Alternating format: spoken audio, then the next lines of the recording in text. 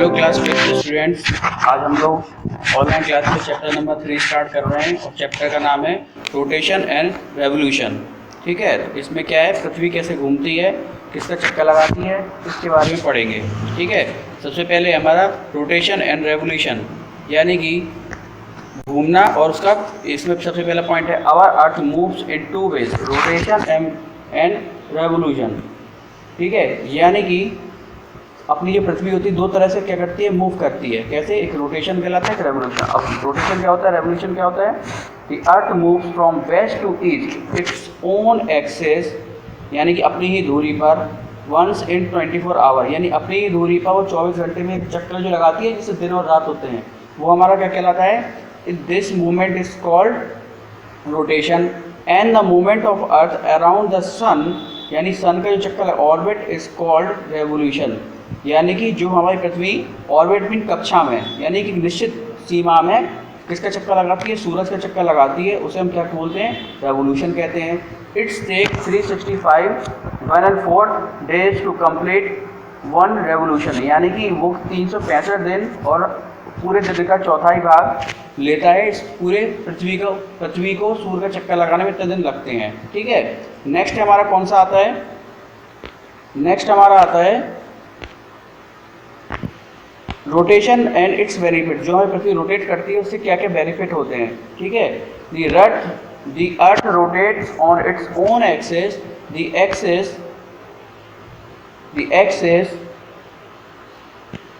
Axis of earth is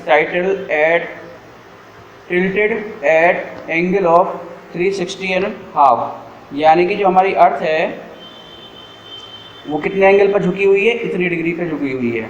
ठीक, The axis of Earth is an imaginary line that passes through the center of Earth from North Pole to South Pole। Actual में ये बोल रहे हैं जो हमारी axis है, जिसके ऊपर पृथ्वी घूमती है, वो एक क्या है? हमारी इमेजिनरी लाइन। देखो ये लिखा हुआ है, एक्सिस ऑफ अर्थ लिखा है, देखो ये लिखा। और इमेजिनरी लाइन क्या है? हमने एक माना हुआ है, और ये कैसे जाती है? नॉर्थ से साउथ, यानी कि ये इस तरह से पृथ्वी के बीच से होकर जाती है, इसी के आसपास, इसी के दूरी पे पृथ्वी घूमती है। The line passes through the center of Earth from North Pole to South Pole.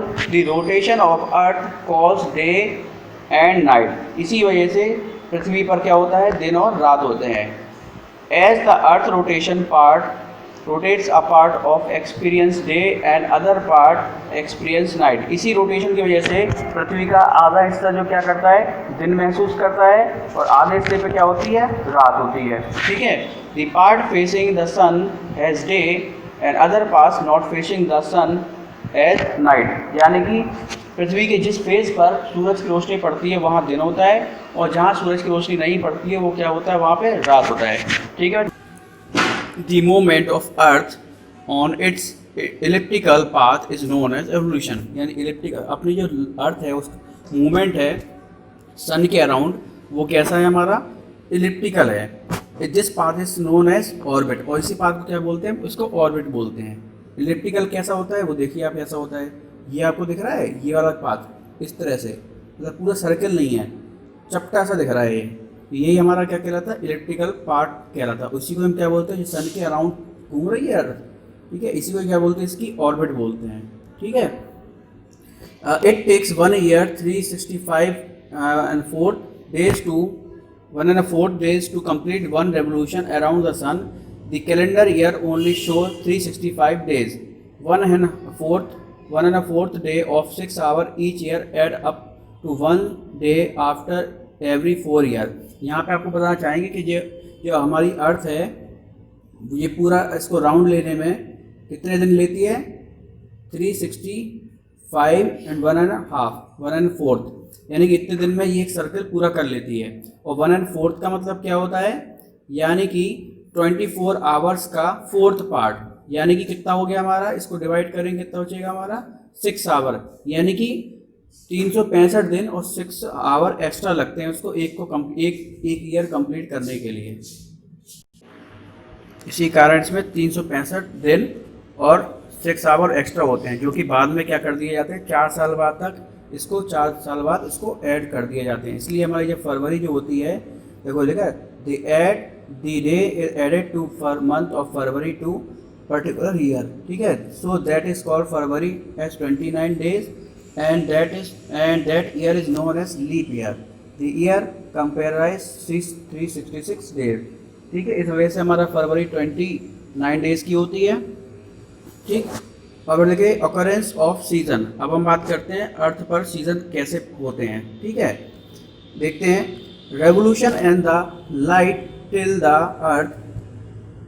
Earth axis cause season, यानी कि पृथ्वी जो अपनी एक्सिस पे घूमती है और पृथ्वी जो उसका सूर्य का चक्कर लगाती है, इस वजह से क्या होते हैं, सीजन्स आते हैं. सीजन कौन से थे? There are 4 main season that earth experience, यानी अर्थ को जो एक्सपीरियंस होते हैं, जो मेन सीजन है कौन कौन से होते हैं? Summer, winter, spring and autumn, ठीक है. We all as we all knows that axis of earth is still angle of 66.5 degree to the plane of earth orbit, यानी कि जो हमें सबको मालूम है जो हमारी अर्थ है वो कितनी डिग्री पर झुकी हुई है? 66.5 डिग्री पर झुकी हुई है, ठीक है. Due to this the northern hemisphere inclined toward the sun and southern hemisphere is inclined away from the earth, यानी कि यहाँ पे मतलब इंक्लाइन से मतलब है, देखो इमेज देखते हैं उसमें आपको पता चल जाएगा. ये देखिए जो अर्थ है हमारी वो देखो झुकी हुई दिख रही है, यानी कि अब ऐसे में बात की जाए तो इस समय क्या हो रहा है? नॉर्थर्न हेमिस्फीयर कहाँ पे हमारा? ऊपर की साइड है नॉर्थ, ठीक है. नीचे की साइड टॉवर्ड मीन्स जो ऊपर का हिस्सा देखो दिख रहा है आपको. इस समय क्या हो रहा है? सूर्य की किरणें ऊपर ज़्यादा पड़ रही हैं और नीचे की तरफ देखो कम पड़ रही हैं, ठीक है. वही जब घूम के अर्थ ऐसे आती है तो यहाँ पे देख रहे हो आप, यहाँ पे नॉर्थ की साइड पे क्या पड़ रही है? कम पड़ रही है. और साउथ की साइड पे क्या पड़ रही है? सूर्य किरणें ज़्यादा पड़ रही है. यहाँ पे इतना समझ लिया हमने. अब हम आते हैं अपने मेन टॉपिक पे, ठीक है. इसमें यही लिखा हुआ था, due to northern hemisphere incline toward the southern hemisphere incline away from the sun, the part land toward the sun experience summer and other part land away from the sun experience winter, यानी इस time पे जब सूरज की तरफ, north की तरफ सूरज ज़्यादा चमकता है उस समय क्या होता है? उस समय ऊपरी हिस्से में क्या पड़ती है? गर्मी पड़ती है. और साउथ वाले पार्ट में क्या पड़ती है? ठंड पड़ती है. The sun shine directly overhead the equator twice during the year, यानी कि इक्वेटर क्या होता है? जो अर्थ को 2 पार्ट्स में डिवाइड करता है, एक नॉर्थर्न हेमिस्फीयर में, साउथर्न हेमिस्फीयर में. तो इक्वेटर पे क्या करती है? पूरे उसमें साल में 2 बार क्या होती है? इक्वेटर पे लाइन पूरी उसकी रोशनी पड़ती है, सबसे टॉप पे रहता है. That is called uninox, equinox. Equin means होता है इक्वल और नॉक्स मीन्स होता है नाइट, यानी कि इक्वल नाइट होती है. So that means equal day and equal night, यानी जितना समय का दिन होगा उतनी समय की रात होगी. That happen approximately 21 march on the 23 सितंबर. ये दो बार बताया था, 2 बार होता है ये, देखा ना, एक ट्वाइस, यानी साल में 2 बार होती है ये घटना. कब कब होती है? 21 मार्च को होती है और 23 सितंबर को होती है. Earth experience spring and vernal equinox and autumn equinox these 2 days respectively, यानी कि एक कब होता है अपना? स्प्रिंग सीजन में होता है हमारा, और दूसरा कब होता है? ऑटम के सीजन में होता है, ठीक. इसके बाद हम आगे देखते हैं.